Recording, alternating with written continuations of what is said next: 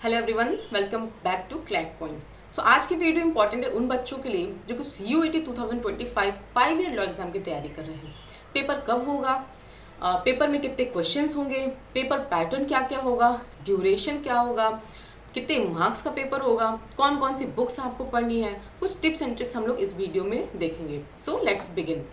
तो number of sections कितने होंगे? तो पहला जो पेपर होगा वो लैंग्वेज का पेपर होगा, दूसरा जो होगा वो जनरल एप्टीट्यूड का होगा, और तीसरा पेपर होगा domain specific subject as prescribe by the concern university, अगर कुछ है। ठीक है।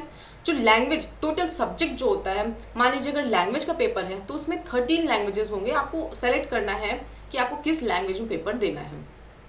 23 डोमेन स्पेसिफिक सब्जेक्ट्स होते हैं, जैसे कि पॉलिटिकल साइंस हो गया, इकोनॉमिक्स हो गया, हिस्ट्री हो गया, सोशियोलॉजी हो गया। वो ऑप्शनल टाइप का रहता है, वो क्लास 12 के बोर्ड एग्जाम के ऊपर डिपेंड रहता है कि मान लीजिए अगर आपने बायो लिया तो उसके अकॉर्डिंगली आपको सब्जेक्ट सेलेक्ट करने हैं, अगर आपने मैथ्स लिया तो उसके अकॉर्डिंग में सब्जेक्ट सेलेक्ट करना है, या फिर अगर आपने कॉमर्स लिया तो उसके अकॉर्डिंग आपको सब्जेक्ट सेलेक्ट करना है। ठीक है। जो तीसरा पेपर होता है वो जनरल एप्टीट्यूड टेस्ट होता है। मीडियम 13 मीडियम्स में आपके पास ऑप्शंस रहता है, आप कोई भी मीडियम सेलेक्ट कर सकते हैं। मोस्ट ऑफ द जो स्टूडेंट्स रहते हैं वो इंग्लिश सब्जेक्ट प्रेफर करते हैं, इंग्लिश मीडियम प्रेफर करते हैं। अब आइए देखते हैं कि जितने भी जैसे लैंग्वेज है, जनरल एप्टीट्यूड है, स्पेसिफिक डोमेन सब्जेक्ट है, उसमें क्वेश्चन कितने होंगे। तो हर पेपर में 50 क्वेश्चन रहेगा, यानी कि 50 क्वेश्चन लैंग्वेज में रहेगा, 50 क्वेश्चन जनरल एप्टीट्यूड में रहेगा, और 50 क्वेश्चन जो है वो स्पेसिफिक डोमेन स्पेसिफिक सब्जेक्ट्स में रहेगा। हर पेपर आपका 60 मिनट का होगा, और अगर आपने एक क्वेश्चन सही किया तो आपको 5 मार्क्स मिलेगा, और आपने क्वेश्चन गलत किया तो आपका 1 मार्क्स कट जाएगा। So this is all about कि कितने सेक्शंस रहेंगे पेपर में, कितने सब्जेक्ट्स रहेंगे, किस किस मीडियम में आप पेपर दे सकते हो, कितने क्वेश्चंस आएंगे, मार्किंग स्कीम क्या है, और नेगेटिव मार्किंग क्या होगी। अब आइए देखते हैं कि इंग्लिश लैंग्वेज में क्या क्या पूछा जाएगा, क्योंकि जो इंग्लिश का पेपर होता है वो काफ़ी वाइड होता है, जो इंग्लिश सब्जेक्ट है वो काफ़ी वाइड है, तो इसमें आप सब कुछ नहीं पढ़ सकते, तो कुछ स्पेसिफिक चीज़ें ही आपको पढ़नी है। तो चलिए देखते हैं। तो आपको रीडिंग कॉम्प्रिहेंशन आपको पढ़ना है, ठीक ना, वो आपको स्ट्रॉन्ग करना है। कोई भी पैराग्राफ आपको लेना है, उसको पढ़ना है, उसको समझना है, और उसको इंटरप्रिटेट करना है, और उसके अकॉर्डिंग में जो क्वेश्चन पूछा जाएगा आपको उस पैसेज के अकॉर्डिंगली आंसर देना है। ठीक। वोकैबुलरी आपको अपनी स्ट्रॉन्ग करनी पड़ेगी। सिनोनिम्स हो गया, एंटोनिम्स हो गया, इडियम्स हो गया, फ्रेजेस हो गया, ये सारी चीज़ें आपको अपनी स्ट्रॉन्ग करनी पड़ेगी। ग्रामेटिकल पोर्शन जो ग्रामर है, जैसे कि सेंटेंस करेक्शन, टेंसेस, वर्ब, ठीक है, प्रीपोजिशन, ये सारी चीज़ें आपको पढ़नी पड़ेगी। एरर स्पॉटिंग, आपको एक क्वेश्चन दे दिया जाएगा, एक सेंटेंस दे दिया जाएगा, उसमें जो एरर है आपको वो खोजना है और उसको सही करना है। और फिल इन द ब्लैंक्स में क्या होगा कि आपको एक सेंटेंस दे दिया जाएगा, और जो मोस्ट सुइटेबल वर्ड्स है वो आपको उसमें फिल करना है। बेसिकली इंग्लिश लैंग्वेज में जो मोस्ट ऑफ द पोर्शन है वो वहाँ से पूछा जाता है। 9, 10, 11, 12 में जो भी ग्रामर के जो बुक्स हम लोग पढ़ते हैं वहीं से most of the portion cover करता है। अब आइए देखते हैं कि जो इंग्लिश लैंग्वेज का पेपर होता है उसमें आप मैक्सिमम मार्क्स गेन कर सके, उसके लिए कुछ टिप्स एंड ट्रिक्स वो हम लोग को देखना है। जैसे कि आप रेगुलर न्यूज़पेपर पढ़िए।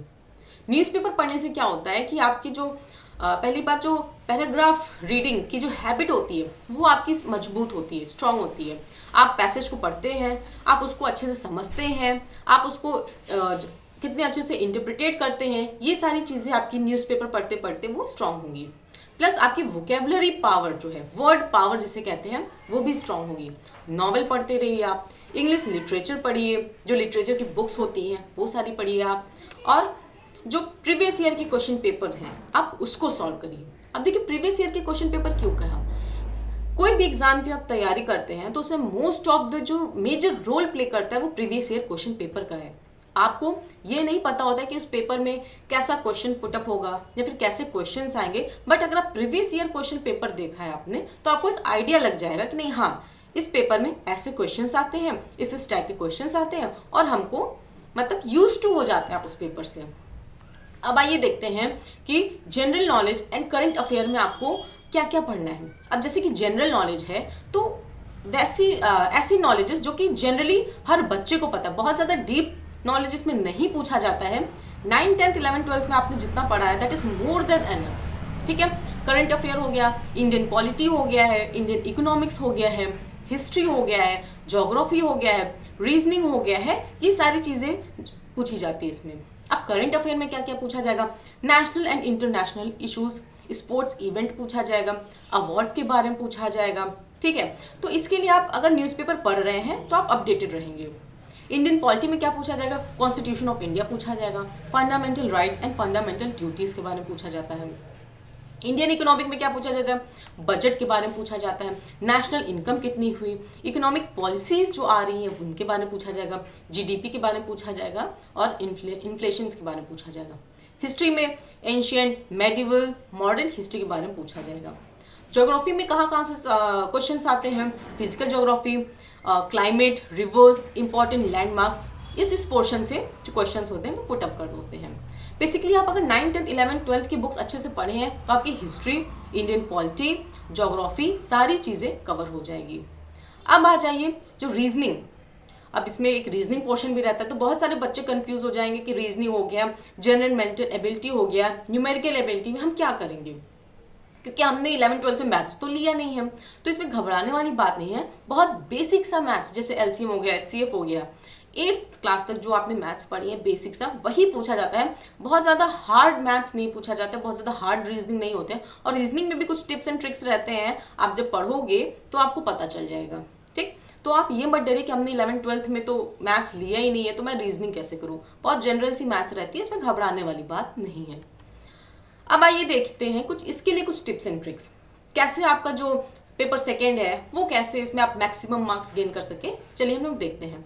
तो आप न्यूज़पेपर रेगुलर पढ़िए, हम लोग ने लैंग्वेज पेपर में भी कहा था न्यूज़पेपर पढ़िए, और इसमें भी लैंग्वेज में जो पैसेज पोर्शन है वो आपका स्ट्रांग होगा, और इसमें आप अपडेटेड रहेंगे नेशनल एंड इंटरनेशनल इश्यूज से। न्यूज़ वेबसाइट्स पे आप जाते रहिए, रेगुलरली न्यूज़ डिबेट्स वॉच करते रहिए, पॉलिटिकल डिस्कशंस आप देखते रहिए, और जो करंट अफेयर्स की जो मैगजीन आती है जैसे कि दृष्टि हो गया है और क्रॉनिकल हो गया है, इन सारे मैगजीन से आप पढ़ते रहिए। अब आते हैं बुक्स देखते हैं कि कौन कौन सी बुक्स आपके लिए इंपॉर्टेंट है, क्योंकि पढ़ने के लिए तो बहुत सारी किताब रहती हैं, बट कौन सी बुक आपको ज़्यादा यूज़ की रहेगी वो आपको देखना है। तो रैंड मार्टिन की बुक अच्छी रहेगी, जीके के लिए अरिहंत की बुक अच्छी है, और लॉजिकल रीजनिंग के लिए आप एमके पांडे की देख सकते हैं। जीके में अरिहंत के साथ साथ आप लूसेंट भी देख सकते हैं, घटना चक्र भी देख सकते हैं, और 11th 12th 9th 10th 11th 12th की बुक जो है वो सफिशियंट है।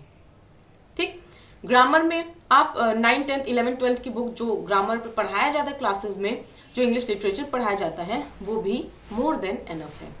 तो आई होप आपको ये वीडियो हेल्पफुल लगी होगी। So thank you so much.